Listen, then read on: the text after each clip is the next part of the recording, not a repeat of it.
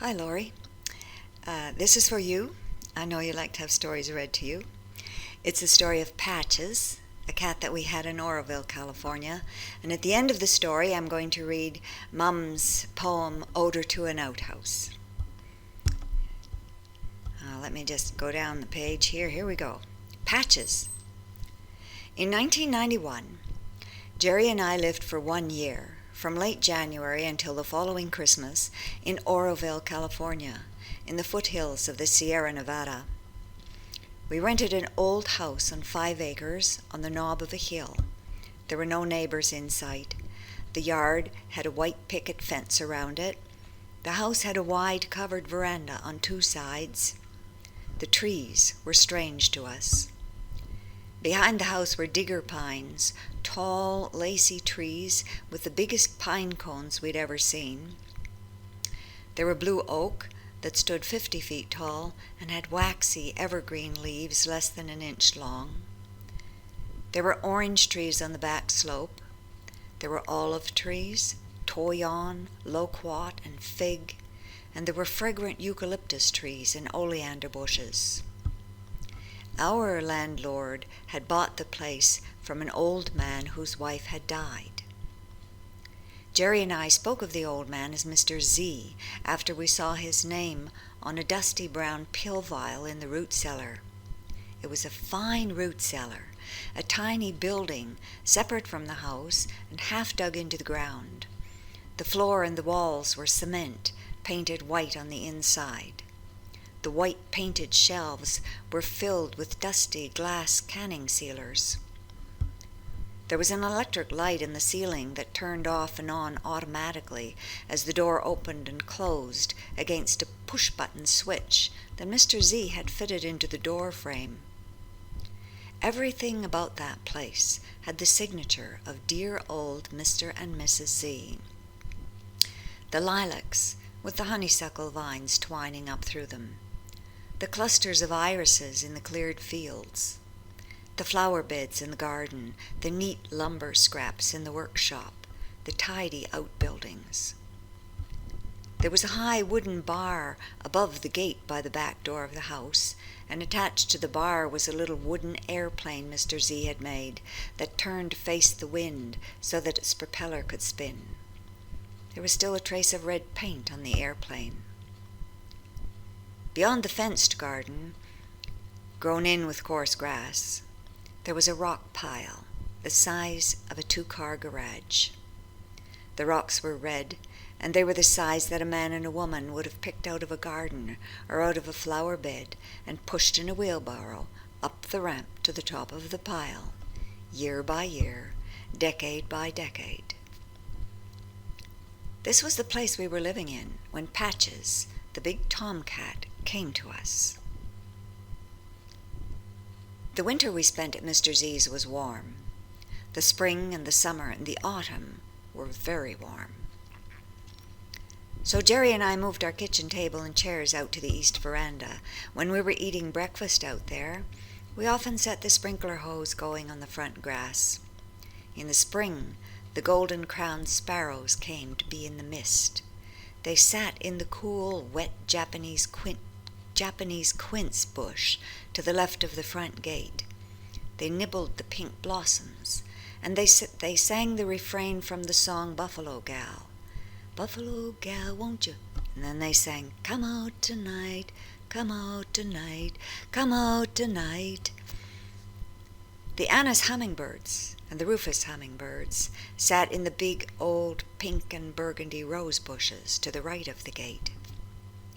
The Anna's hummingbirds were rosy red from their throats all the way up over their faces to the crowns of their heads.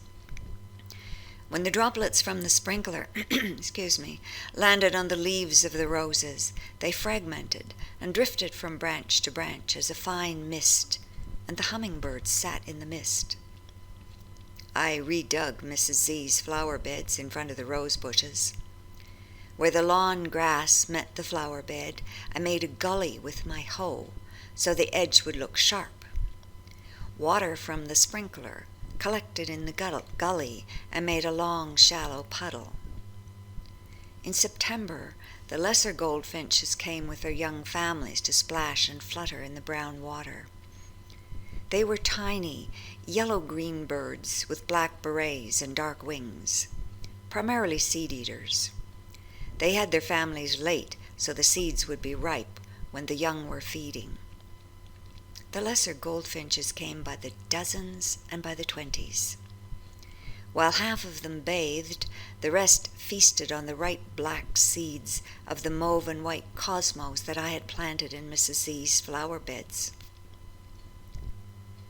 On the morning of the 23rd of September, I looked out the front window and I saw the big tomcat stretched out in that watery gully of mine, sleeping. "Come and have a look at this," I called to Jerry. He was in the bathroom. He came half-shaven and with his razor going. "Yep," he said, "that's our Patches, all right. Looks like he's here to stay." He was. The cat's songs had begun in February.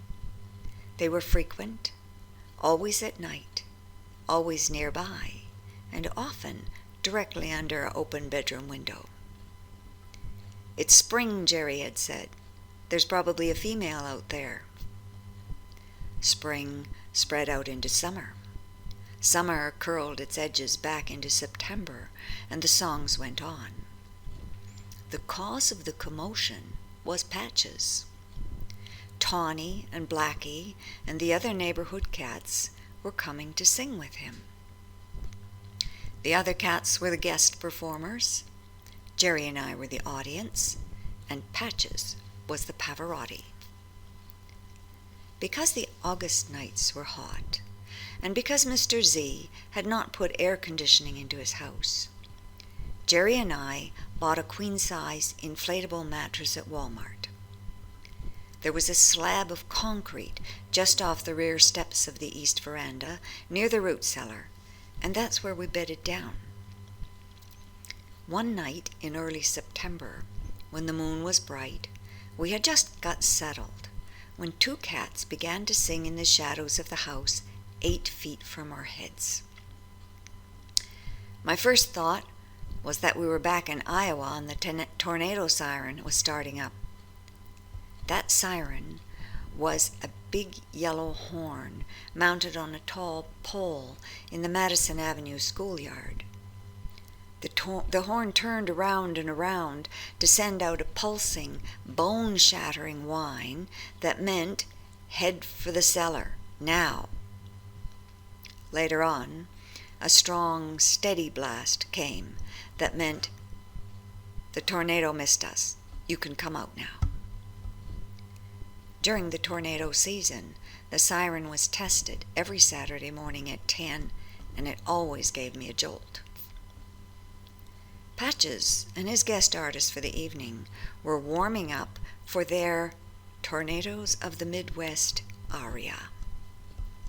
"Shoo!" Jerry hissed. "Go on, get out of here!" He threw a slipper into the shadow. The cats mistook his signal for a curtain call. They moved over a few feet to where the spotlight of the moon was shining against the wall of the root cellar. They settled their fur robes about them, sat facing each other, nose to nose, and began the opening duet.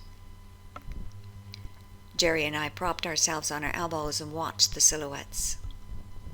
Neither of the cats moved a muscle.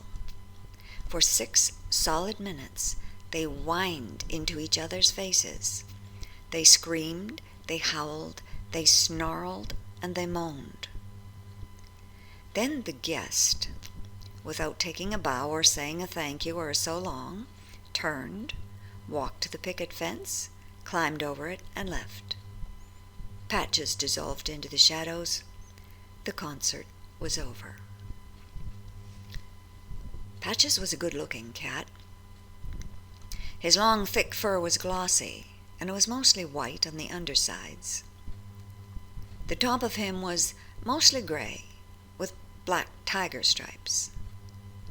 But his colors were patchy. There were patches of gray on the white legs, and patches of white on the head. There was a rusty brown patch on the top of his black nose.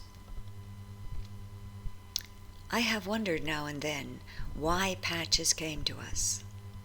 I've wondered if animals pick up on our thoughts.